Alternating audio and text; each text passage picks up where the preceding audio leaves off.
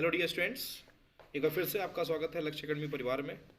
मैं सुमित सर, एक मेरा छोटा सा प्रयास जो कि आपके लिए पूर्णतः निःशुल्क है, ये सीरीज लेकर के आ रहा हूँ, जिसमें कि मैं लक्ष्य अकेडमी को अपनी तरफ से जो एक श्रमदान दे सकता हूँ वो श्रमदान दे रहा हूँ।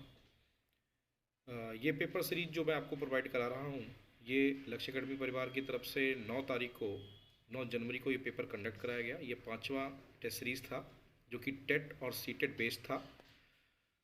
इस पेपर का जो मॉड्यूल फॉर्मेट किया गया वो ये सोच के किया गया है कि अगर कोई टेट और सीटेट की तैयारी कर रहा है तो दोनों ही पेपर इजी गोइंग दे पाए। ठीक है, तो आज का जो पेपर फॉर्मेट है, मैं आपको सिर्फ मनोविज्ञान के क्वेश्चन सॉल्व कराऊंगा। बाकी और टेस्ट सीरीज जो है वो और डिफरेंट टीचर्स के द्वारा आपको प्रोवाइड की जाएंगी। तो मनोविज्ञान के प्रश्नों की जो सीरीज़ है मेरे पास, वो 30 प्रश्नों की सीरीज़ है, जिसमें से अलग अलग प्रश्न हमारे पास अवेलेबल हैं। आइए हम स्टार्ट करते हैं। पहला प्रश्न हमारा है डियर स्टूडेंट्स कि बालकों में के अधिगम में किसके द्वारा सर्वाधिक रुचि जागृत होती है। क्वेश्चन फिर से रिपीट करता हूँ, बालकों के अधिगम में किसके द्वारा सर्वाधिक रुचि जागृत होती है। तो आप देखते हैं आपके सामने ऑप्शन है, पुस्तकों के द्वारा, दृश्य श्रव्य सामग्री के द्वारा, पत्र पत्रिकाओं द्वारा और कक्षा के वातावरण के द्वारा। डियर स्टूडेंट्स, मैंने पहले भी कहा है कि जब भी आप मनोविज्ञान के उत्तर सॉल्व कर रहे हो, जो आपकी समस्या और कठिनाइयाँ आती हैं, उसके पीछे का जो समस्या है वो यही है कि हम प्रश्नों को नॉर्मली सोच के सॉल्व कर देते हैं। आप पहले एक शिक्षक बन करके आइडियल शिक्षक बने, और दूसरी बात, क्योंकि बालक को केंद्रित रखते हुए ही उत्तर दें। क्योंकि हमने जो हमारा सिलेबस डिसाइड किया है यूपी टेट के या सी टेट के द्वारा, उस सिलेबस का जो मॉड्यूल है वो यही कहता है कि बाल केंद्रित है। तो बाल केंद्रित को ध्यान में रख करके ही हम रुचि जागृत करने की बात करेंगे। तो इन चारों ऑप्शन में पुस्तकों द्वारा भी हम जागृत कर सकते हैं, दृश्य सामग्री द्वारा भी कर सकते हैं, पत्र पत्रिकाओं द्वारा भी कर सकते हैं, कक्षा के वातावरण के द्वारा भी कर सकते हैं। लेकिन इन चारों में अगर मान लीजिए मैं दृश्य सामग्री यूज़ कर लूँ, कई लोगों ने हो सकता है ऑप्शन इस पर दिया हो, तो दृश्य सामग्री का उपयोग करने से रुचि तो जागृत होती है, लेकिन अगर क्लास में सभी शोर कर रहे हैं तो सबसे बड़ी चीज़ जो होती है, क्योंकि हमारे विकास को दो चीज़ें प्रभावित करती हैं, एक है वंशानुक्रम, एक है वातावरण। तो यहाँ जो सबसे अप्रोप्रिएट ऑप्शन है वो आंसर डी है। तो आपका जो आंसर हो जाएगा डियर स्टूडेंट्स, वो कौन सा हो जाएगा, वो ऑप्शन डी हो जाएगा। ठीक है, चलिए, डी कक्षा के वातावरण के द्वारा। ठीक है, क्वेश्चन नंबर 2 पे चलते हैं। अधिगम प्रक्रिया में समाहित प्रक्रिया परिणाम स्वरूप व्यवहार में परिवर्तन है। जो अधिगम प्रक्रिया में समाहित प्रक्रिया जो होती है वो परिणाम स्वरूप व्यवहार में परिवर्तन है। यह कथन किसका है। तो डियर स्टूडेंट्स, हम लोग जानते हैं कि कुछ क्वेश्चन पेपर में ऐसे आते हैं जो कि टोटल के टोटल किस पे बेस्ड होते हैं, आपके किसी न किसी मनोवैज्ञानिक के द्वारा कहे गए होते हैं। तो ऐसे प्रश्नों की सीरीज़ हम जल्दी लेकर के आने वाले हैं आपके लिए, जैसे कि आपको कोई समस्या ना हो। ठीक है, तो ये जो स्टेटमेंट है, गेट्स वान ने मार्गन और गिरलैंड के द्वारा, स्किनर के द्वारा, क्रॉनबेक के द्वारा। अधिगम प्रक्रिया का संबंध सबसे ज़्यादा अगर फेमस कोई रहा है तो स्किनर साहब रहे हैं और गेट्स साहब रहे हैं। अब इन दोनों ऑप्शन में मोस्ट अप्रोप्रिएट अगर आप देखेंगे तो गेट्स वान इसका सही आंसर है। तो option A is the most correct answer of the question number 2। Question number 3 is किसी दूसरी वस्तु की अपेक्षा एक वस्तु पर चेतना का केंद्रीकरण अवधान है। अवधान जिसको कहते हैं ना आप, अटेंशन। ठीक है, तो अटेंशन की परिभाषा जो है, रॉस, मन, मैकडूगल और डम्बेल, ये 4 लोगों में से अगर देखा जाए तो रॉस का बहुत ज़्यादा अवधान से संबंध नहीं है, मैकडूगल का मूल प्रवृत्ति से संबंध है, आप जानते ही हैं, मन का भी संबंध नहीं आएगा। यहाँ सही ऑप्शन होगा dumbbell. Option A is most correct answer, then the answer is dumbbell. Clear. अगला है, शिक्षण प्रक्रिया में निम्नलिखित में से किसका भली प्रकार ध्यान रखना चाहिए। शिक्षण प्रक्रिया में निम्नलिखित में से किसका भली प्रकार ध्यान रखना चाहिए। पहला, विद्यार्थियों की सक्रिय सहभागिता का। दूसरा, अनुशासन और नियमित उपस्थिति का। गृह कार्य की जांच में लगन का। और विषय वस्तु की कठिनाई का स्तर का। तो डियर स्टूडेंट्स, इन चारों में सबसे ज़्यादा हमको जो है वो कक्षा में रुचि उत्पन्न करना जरूरी है। और रुचि तभी उत्पन्न होगी, मैं मान लीजिए विषय वस्तु की कठिनाई का स्तर रख करके आपको पढ़ाऊँ कोई विषय वस्तु, तो ऑप्शन बी और सी तो बिल्कुल नहीं सही है। लेकिन इन चारों में सबसे ज़्यादा जो ऑप्शन सही है, जो लोग लगाए होंगे वो लगाते होंगे विद्यार्थियों की सक्रिय सहभागिता और या तो विषय वस्तु का कठिनाई स्तर। लेकिन मैंने फिर बोला, क्योंकि हम बाल केंद्रित शिक्षा देख रहे हैं, तो बाल केंद्र में विद्यार्थियों की सक्रिय सहभागिता प्रमुख होगी, प्रभावी होगी, जो कि हमको इस आंसर का, इस टॉपिक का आंसर देगी। तो option A is most appropriate students. तो ऑप्शन ए इज विद्यार्थियों की सक्रिय सहभागिता इसका सही उत्तर है। अगला, हम सभी अपनी बुद्धि, प्रेरणा, अभिरुचि आदि के संदर्भ में भिन्न होते हैं। हम सभी अपनी बुद्धि, प्रेरणा, अभिरुचि आदि के संदर्भ में भिन्न होते हैं, यह सिद्धांत किससे संबंधित है? देखिए, हमारी बुद्धि अलग है, हमारी प्रेरणा अलग है, अभिरुचि अलग है, तो बुद्धि के सिद्धांत में कहीं ऐसी बातें तो नहीं की गई हैं। बुद्धि के जितने भी सिद्धांत हैं, चाहे वो गिलफोर्ड का हो, चाहे वो स्पीयरमैन का हो, इन सब के किसी सिद्धांत में नहीं है। वंशानुक्रम से भी संबंध नहीं है, क्योंकि वंशानुक्रम से होता तो बुद्धि की बात करता सिर्फ। अब प्रेरणा अभिरुचि की बात भी कर रहा है, पर्यावरण से भी संबंधित नहीं है, क्योंकि पर्यावरण अगर है तो पर्यावरण में वंशानुक्रम नहीं आएगा। तो इन सारी चीज़ों को देखने के बाद सबसे लास्ट पॉइंट आता है कि पर्सन टू पर्सन बुद्धि अलग होती है, प्रेरणा अलग होती है, अभिरुचि अलग होती है। तो ये सही आंसर होगा व्यक्तिक भिन्नता से। The most appropriate option is answer number D. फिर आता है निम्नलिखित में से कौन से, जी छठवां क्वेश्चन हम लोग का करते हैं, निम्न में से कौन सृजनात्मकता से संबंधित नहीं है? अगर आप देखेंगे तो आपको दिखाई देगा मौलिकता, प्रवाह, मितव्ययिता और उपयोगिता। मौलिकता, प्रवाह, मितव्ययिता और उपयोगिता। आपको पता है कि सृजनात्मकता का मतलब ही होता है कि वो समाज के द्वारा क्या होना चाहिए, स्वीकृत होना चाहिए। तो मौलिकता मतलब ओरिजिनलिटी आपके अंदर होनी चाहिए, तभी कि आपके अंदर बनावटीपन नहीं होना चाहिए। दूसरा, प्रवाह मतलब फ्लुएंसी आपके पास होनी चाहिए, अगर फ्लुएंसी है तभी आप सृजनात्मकता के अंतर्गत आते हैं, अदरवाइज नहीं आते हैं। मितव्ययिता का कोई अर्थ यहाँ पे उपयोगी नहीं है। सबसे ज़्यादा जरूरत है कि आपने जो काम किया है वो उपयोगी है या नहीं, समाज द्वारा एक्टिव है या नहीं है, एक्सेप्टेड है, देन इट इज़ पॉसिबल। तो इसलिए द मोस्ट अप्रोप्रिएट ऑप्शन जो कि नहीं है, संबंधित नहीं है, वो मितव्ययिता है। ठीक है। अगला, सृजनात्मकता मौलिक परिणामों को अभिव्यक्त करने की प्रक्रिया है। ये प्रश्न है, सृजनात्मकता मौलिक परिणामों को अभिव्यक्त करने की प्रक्रिया है। ये एक ऑप्शन है, और ये ऑप्शन जो है वो कोलम्ब्रुस, ड्रेवल, डिहान और को एंड क्रो ने किया है। तो सबसे सही ऑप्शन है यहाँ पे क्रो एंड क्रो। ये स्टेटमेंट बेस्ड है, तो इसमें बहुत ज़्यादा हम ऑप्शन नहीं करते। अगला क्वेश्चन है डियर स्टूडेंट, सीखने के सिद्धांत में स्कैफोल्डिंग की ओर संकेत करते हैं। तो देखिए यहाँ एक वर्डिंग आया स्कैफोल्डिंग। स्कैफोल्डिंग को हिंदी में कहते हैं ढांचा निर्माण करना। ये वर्ड जो है आपको आपको लेव वाइगोस्की के सिद्धांत में मिल जाएगा। लेव वाइगोस्की के सिद्धांत में बहुत ही डिटेल में हम लोगों ने पढ़ा भी है, जो कि सामाजिक सांस्कृतिक अधिगम का सिद्धांत है, सामाजिक सांस्कृतिक विकास का सिद्धांत है। इस सिद्धांत के अंतर्गत हम लोग डिटेल विकास की बात करते हैं कि सामाजिक विकास बालक का कैसे होता है। जैसे मैंने आपको क्लासेस में बताया भी है कई बार कि बालक जब भी स्कैफोल्डिंग का निर्माण करता है, ढांचा निर्माण करता है, तो ढांचा निर्माण करने में वो नहीं करता है, उसको करने के लिए कोई मदद करता है, उससे जो अधिक जानकार होता है, उससे जो अधिक योग्य होता है। जैसे आप बचपन में साइकिल चलाना सीखे तो किसने मदद की? आपके माता पिता ने की। वो आपके लिए साइकिल लेकर के आए, साइकिल पे बैठाए, आपको लेके चलाए। तो ये सहयोग स्थायी नहीं होता, अस्थायी होता है, और आपसे ज़्यादा जानने वालों करते हैं।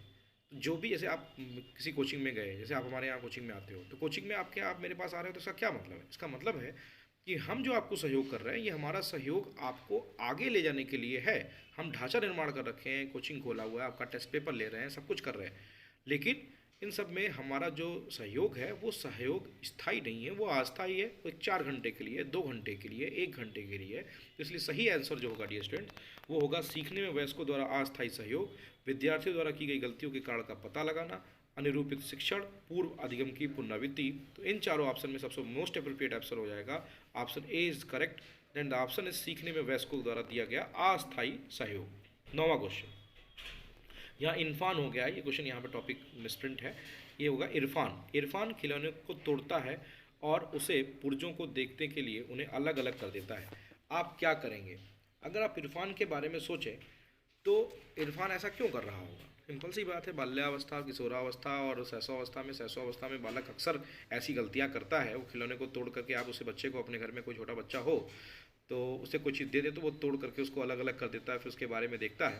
तो उसके पीछे उसका रीजन होता है कि उस पर आप नज़र रखने के लिए करते हैं, उसके जिज्ञासु स्वभाव को प्रोत्साहित करेंगे और उसकी ऊर्जा को सही दिशा में संचालित करेंगे, उसे समझाएंगे कि खिलौने तोड़ना नहीं चाहिए, इरफान को खिलौने से कभी खेलने नहीं देंगे।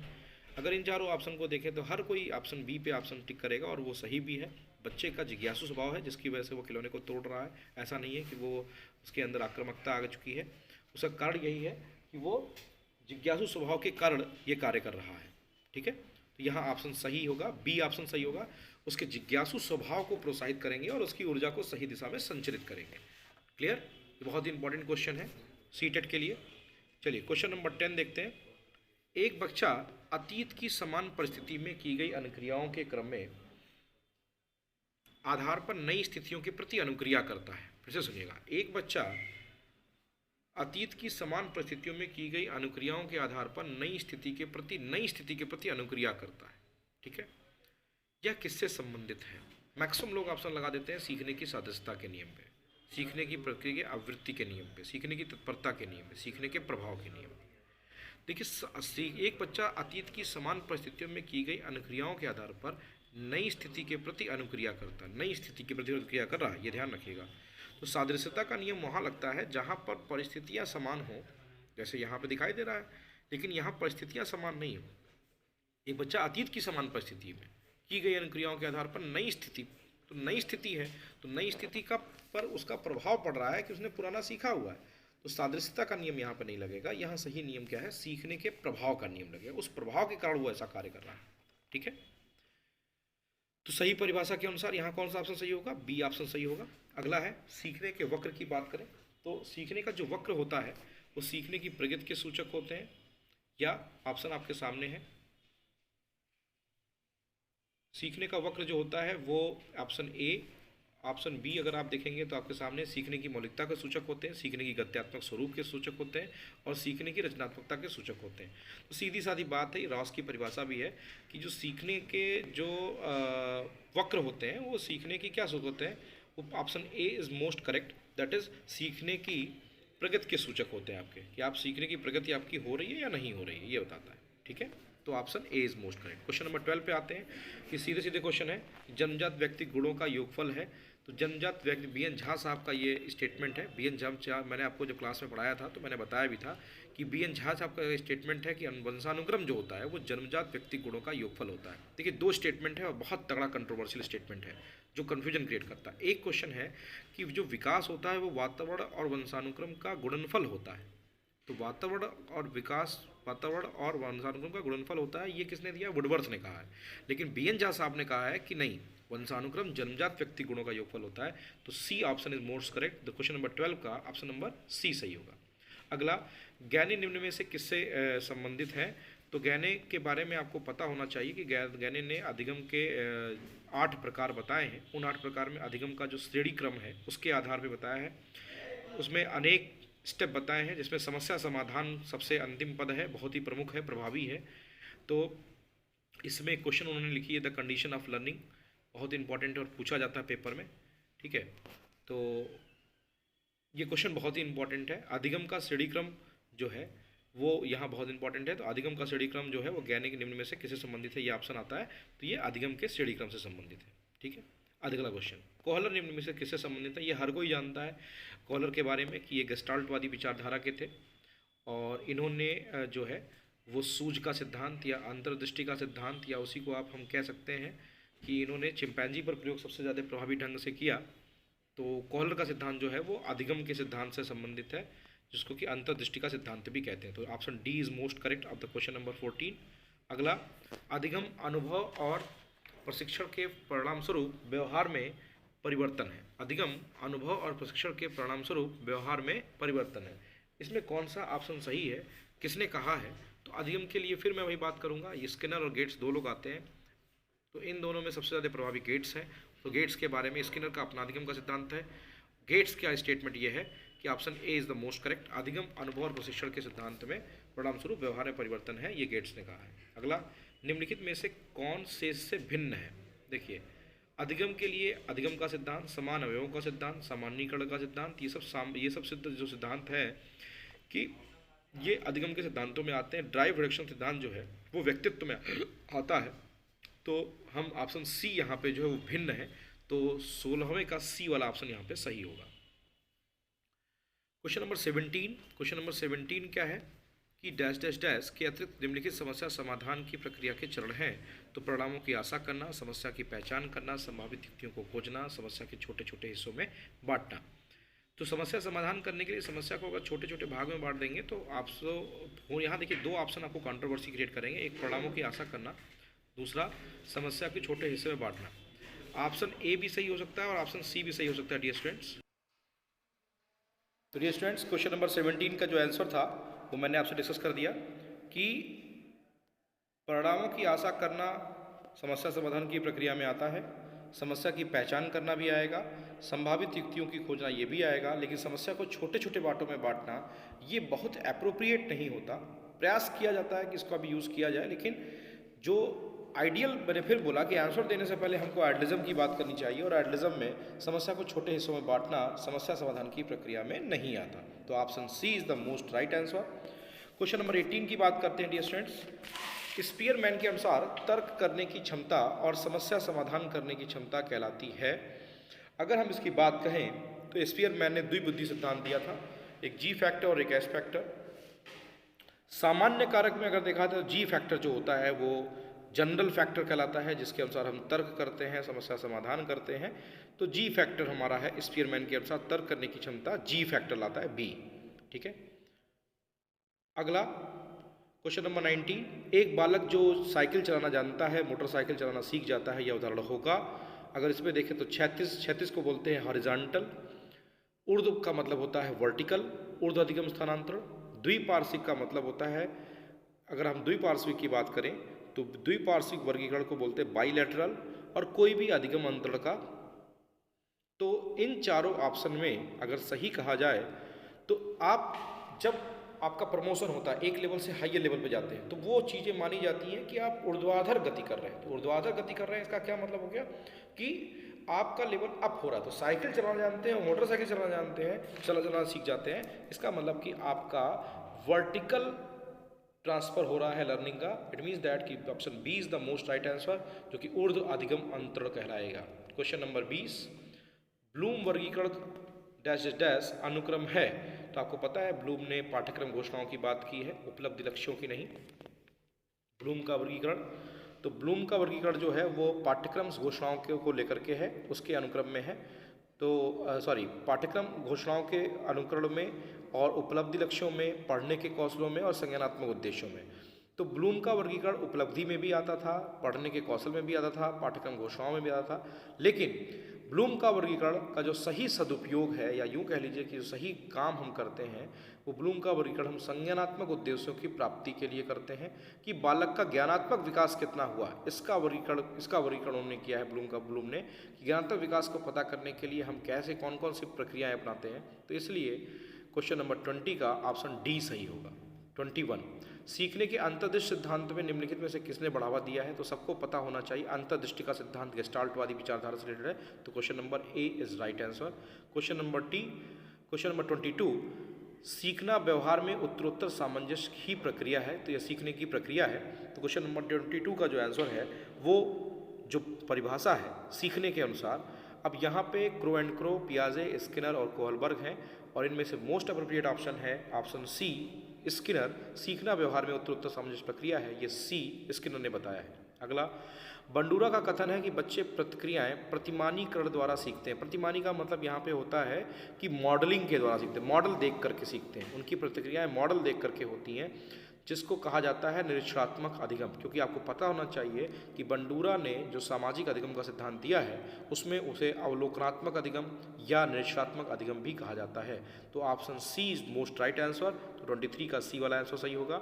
अगला, मैकडूगल के अनुसार मूल प्रवृत्ति जिज्ञासा का संबंध कौन सा संवेग से है। तो मैकडूगल के अनुसार जिज्ञासा का संबंध अगर हम देखें तो किससे है, भय, घृणा, आश्चर्य और भूख में आश्चर्य के साथ है। किसके साथ है, आश्चर्य के साथ है।